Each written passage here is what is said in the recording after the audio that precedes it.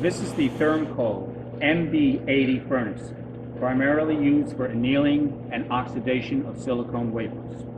It is powered by 208 volts AC, single phase, drawing at full load 48 amps.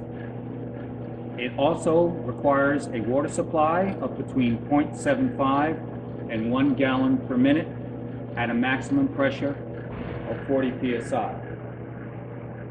It has a temperature range, an operating temperature range of between 200 and 1200 degrees. It has a maximum tube size of 6 inches.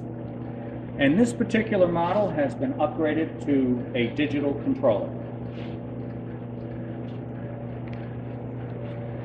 This is the master controller, and these are the end zones, front and rear end zones. They can be set for a differential of up to 50 degrees. And also, there is a excessive temperature controller here that when the temperature is exceeded, we are at maximum temperature, it will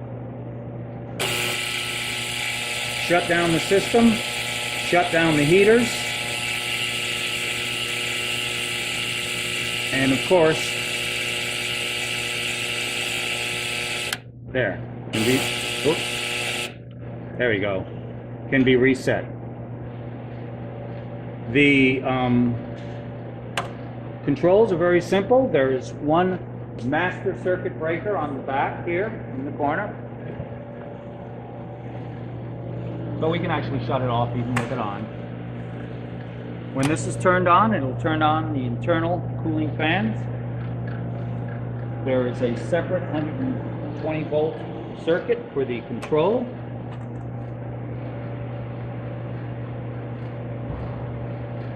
And this is the main circuit breaker for the heating elements.